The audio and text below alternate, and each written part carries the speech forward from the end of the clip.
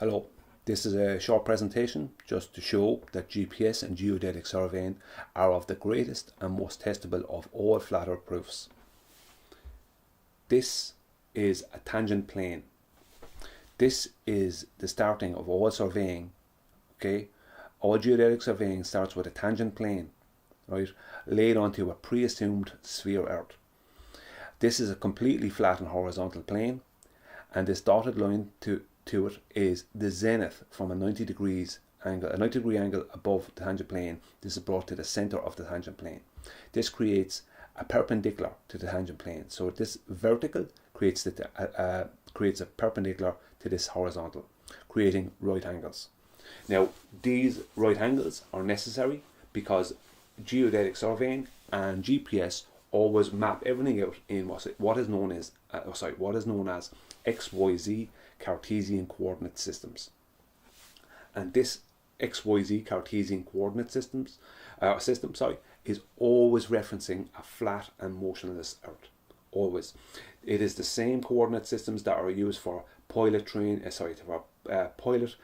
software. For the software for pilot training that they use in the simulators. Sorry, is the word I'm for, in the simulators. So the pilot training software is always referencing a flat and motionless plane, as they're using Cartesian coordinate systems. Now, so once they have established the tangent plane, this horizontal plane here, and they have established the vertical of the zenith to the center of this tangent plane, okay, they then, right, should go straight to here and create a Cartesian coordinate system. Okay, this is what would have been the horizontal plane here, and this is the zenith, okay, coming down to meet the horizontal plane, right, which creates as a tangent plane, which creates right angles, which is known as basically is creating a perpendicular of the vertical to the horizontal, okay, which always creates right angles. This is using XYZ, this one, which is a 3D Cartesian coordinate system. It also can be done in X and Y, but it is done by GPS and geodetic surveying and used in planar surveying as 3D XYZ. So it's a three-dimensional Cartesian coordinates. It's always made into, they always make, when they're looking to find coordinates, they're always put into these rectangular boxes. I won't go into the reading of this. It's not important at the moment. They're very easy coordinates to read and very easy to learn about. Okay, so this is what they should do straight after this point, but they don't, okay, because they have a pre-assumption of this sphere. So what do? Instead of going straight to Cartesian coordinate systems, they are here. They have this pre-assumed sphere. On this green box is your horizontal right plane. This is the zenith, creating the tangent to it. This is the tangent plane. Okay, so the zenith comes to the center of the tangent plane. Okay, and from here, this whole tangent plane here becomes a Cartesian coordinate system. Okay. But in between those 2 points, in between the tangent plane and zenith to the center, in between that point and the actual Cartesian coordinate systems point, they add in what is known as Earth-centered, Earth-fixed coordinates, which pre-assumes a radius value and pre-assumes a sphere with a radius value of 3,959 miles. So all the zeniths, okay, to the tangent planes always come to the center of this pre-assumed sphere.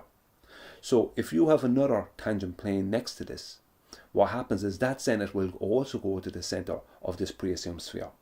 So they will always have everything mapped out in flat. Everything will be mapped out as a flat Earth, always. Okay, with GPS and geodetic and planar surveying, always mapped out as flat. Okay, but they will be able to show that they have diverging zenith angles, but that's only because they have pre-assumed the sphere. Okay, if they didn't pre-assume it, they wouldn't have these diverging zenith angles. So consequently, this is their proof of a globe. But they only have diverging zenith angles because they have pre-assumed the globe. They have never proven this radius. It has actually been completely disproven by the black swan photographs. They have never proven any of this, or they've never proven this radius. They've never proven this sphere or curvature. They keep proving that it's not there. They keep proving a flat Earth with GPS and a geodetic surveying, and obviously planar surveying. Those three things are constantly proving a flat Earth. The only proof of a supposed globe they have is the pre-assumption of when they bring the zenith angle to the tangent plane, they bring the zenith angle from whichever part of the sphere they decide to put it on into the center of the supposed sphere. And that allows them to have allows them to always map everything out in flat, but have a pre-assumption have a pre-assumption of a sphere, and have diverging. Then, because of this pre-assumption, they can have the diverging zenith angles to back up this pre-assumption. So when you're told that divergent zenith angles proves a globe, it doesn't. It proves that they're adding in ECEF, Earth-centered, Earth-fixed coordinates, okay, in between the stage of establishing a tangent plane and a zenith to the center of that tangent plane, and making that tangent plane into a 3D Cartesian coordinate system. All satellites, all geodetic surveying, and all supposed satellite systems all use the ECEF Cartesian coordinates. Okay, what they call a Cartesian coordinate system. But ECEF coordinates are just a pre-assumption adding the x, y, and z into a sphere. They're not actually Cartesian coordinates because they don't reference a flat and motionless Earth. They just reference the center of a sphere. They just pre-assume this center. So consequently, ECEF is not Cartesian coordinates. It's just an add-on to allow for the belief in a sphere, and that's what it is. So GPS and geodetic surveying are always proving flat Earth, always, and nobody can debunk that. They have to first prove this radius that they've pre-assumed. They have never proven it. It's only ever been disproven. So they have to prove this radius, but as well as prove all the curvature and everything else that they don't have, that they keep on disproving with the use of Cartesian coordinate systems. What this also does is it allows for them to change these Cartesian coordinate systems once they get them, because they've already pre-assumed the sphere with the ECEF coordinate systems. It allows them to then take these Cartesian coordinate systems and change them into geographic coordinate systems, also known as latitude and longitude, which is based on a sphere, and change them to other projections and other coordinate systems as it suits them.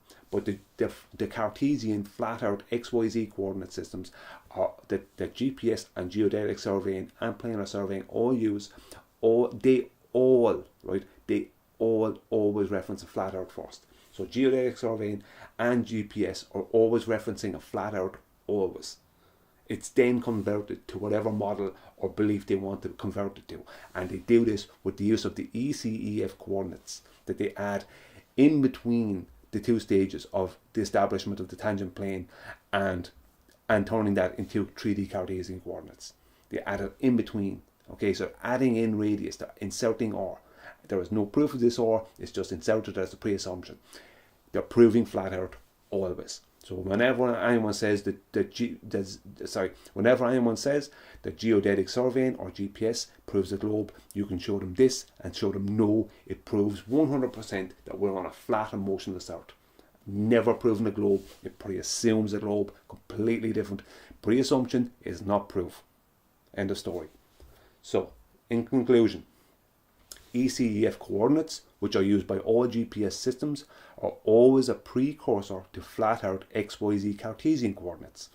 But ECEF coordinates are always added after the zenith to the center of a tangent plane has been established.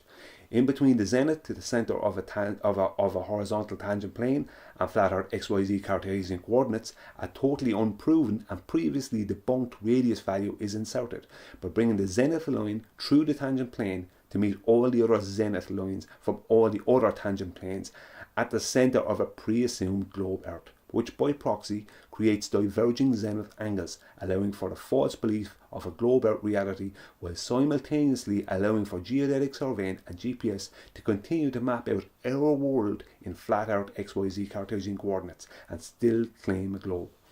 It's a put on, it's a setup, it's a fix, it's not real, it's a pre-assumption. Thank you.